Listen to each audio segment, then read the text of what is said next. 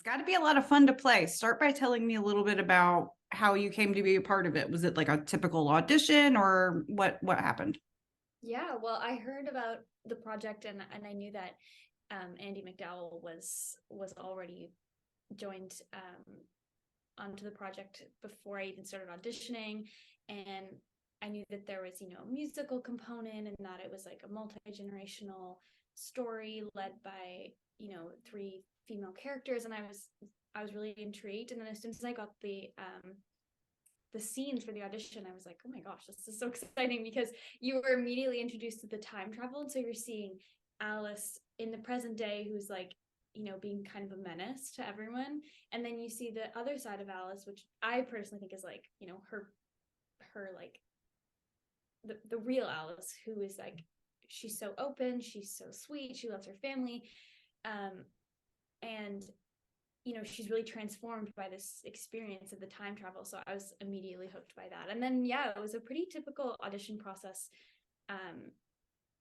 except for just the fact that, like, it's not every audition that comes across your inbox that is so immediately exciting and that you feel so connected with immediately. So I feel like, hindsight is 2020, but looking back, I was like, right away, I felt connected to Alice. So it was pretty special right from the get-go. Awesome. Yeah, the musical element is really interesting too, because I don't know, I'm getting the feeling, are we going to see you singing more? Yes, yeah, there's definitely some more singing in the rest of the season. Yeah, there's like just the fun, like, teenagers hanging out singing, like that Alice and Teen Cat are doing. And then there's always that musical connection with Alice's grandfather Colton, and so that kind of becomes part of their relationship as the season goes on, even more than it already has. And you'll see how Alice being in the past with her grandfather kind of helps her reconnect with that side of herself in the present, because she's very like against being open and sharing that part of herself in the present day because of everything that she's going through. But she starts to open up a little bit more. And you said that you feel like it's the real Alice that we're seeing versus this more closed off one. So talk a little bit about why you think that is. Yeah, I mean, I think that you hear how much Kat wants her, you know, her moving of Alice to this small town to like get back to like the daughter that she knows, and like, why is my kid lashing out and why is she being so difficult? And I mean, of course there's the divorce and the move, so no wonder that she's acting that way. But at the same time, I think Kat's kind of onto something. She knows that there's like, a really beautiful relationship to be had with her daughter, and that it doesn't have to be all this like conflict and bitterness and stuff. So I think that she just wants that part of her daughter back.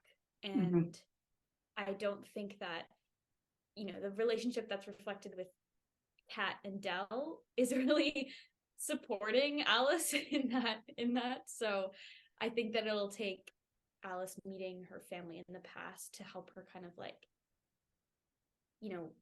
want that for her present relationships with her mom and her grandmother.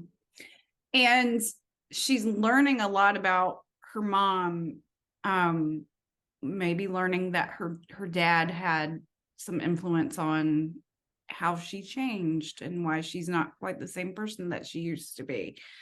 You meet Brady when they first fall in love as teenagers, and you're like, okay, how is this?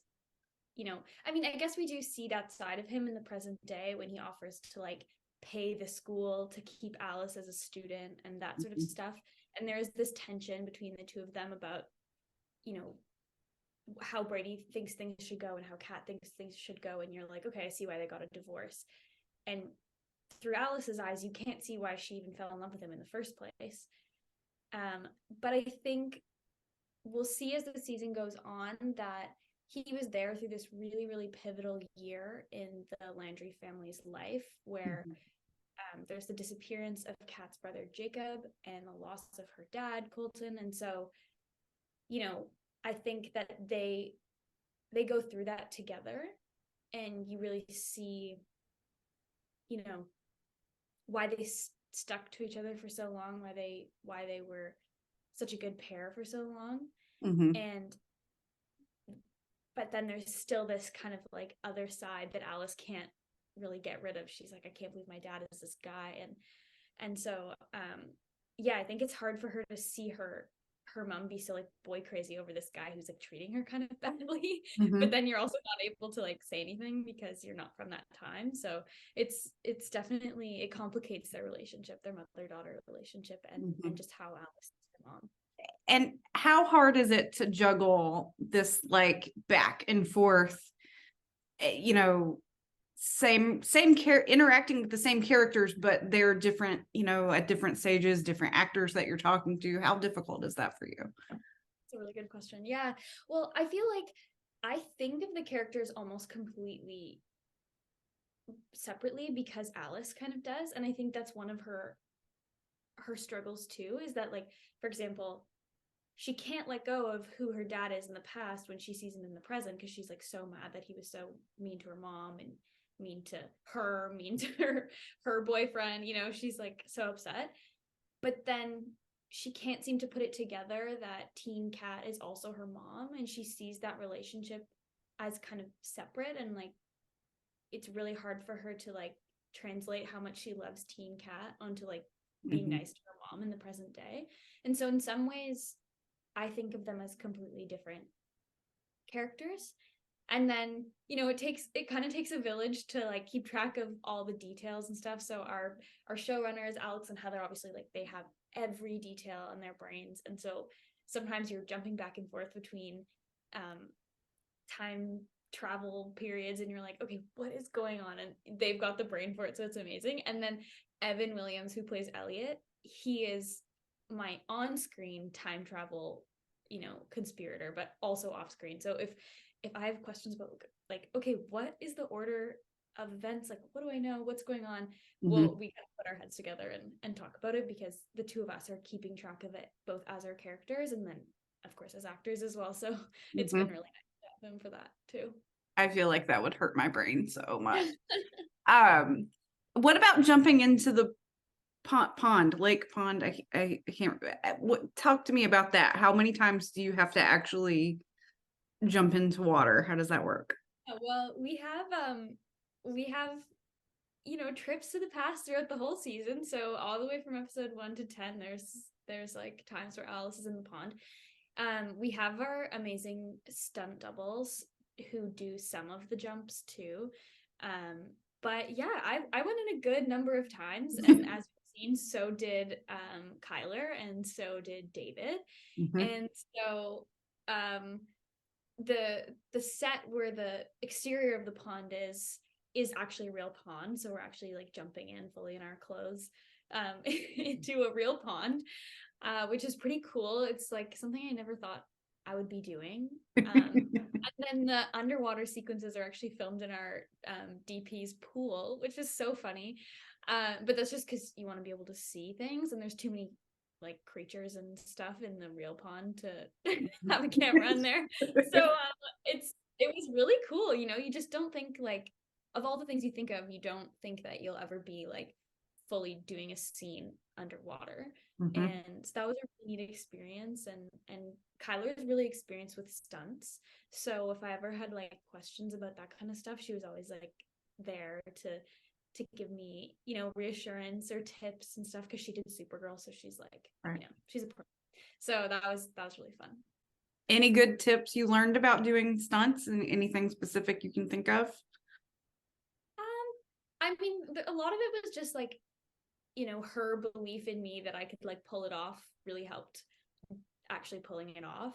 And so I think there's something to be said for that. And then of course, like, taking your time and advocating for yourself and making sure everything's like you're clear about what's going on. But just in general, I feel like she was super generous with just like making sure that I felt like empowered and like ready to go. So it was just really nice. I feel like it was just a great person to have around in those moments. So Yeah, that's full team amazing. mom. I think it's interesting too, because I am a child of the 90s. And so I'm having a lot of fun seeing the clothing and the music and your character sort of falling in love with the music too. What's that been like for you? Yeah, the 90s stuff is super fun. I feel like at the beginning of the season, which I feel like we're still pretty early on. We've got a lot ahead of us. I'm really excited. Um, Alice is really like, she doesn't really like where life is at for her in the present. And I think it's kind of reflected in like how fun the 90s scenes and stuff is, because she just wants to be there all the time. And in some ways, my experience of like filming that stuff was like just like that. It was like kind of, like a little like 90s getaway. Like it was it's so light, it's so fun, the scenes are so warm.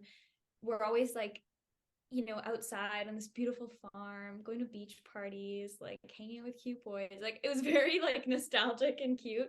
I love the fashion. I feel like I'm really like into 90s fashion, like even now. So I like all the clothes a lot. I loved that Alice borrows Teen Cat's clothes. I thought that was such a cute plot point, and that like it's so like it's a special thing you do with your like best friends, your best girlfriends, and like your siblings and stuff. So in that sense, it even strengthens that kind of sister relationship that they have almost. Mm-hmm. Um, and so yeah, it was just like I have this this soft spot for all the like the 90s references, the clothes and music, because of how much of a happy place that is for Alice too. So Yeah. that's been Yeah, it's awesome. The 90s are coming back in a big way. So I feel like that's really fun right now too.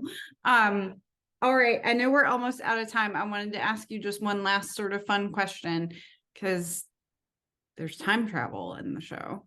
So if you could go back to any point in time, where would you go? When would you go? okay. Oh, that's a good question. Okay, what would I do? I I think before I did this 90s show, I would have said the 90s, because I would have been like, oh my God, it would have been actually really fun to like meet my parents as like, when they're like my age, like young 20s, like would have been so cool. Yeah. But now I think I would go back even further. My grandmother grew up in India, and I feel like it would be really cool to go back and to like when her and my grandfather met. I've never met my grandfather, and like this story, their love story is so cute and kind of just like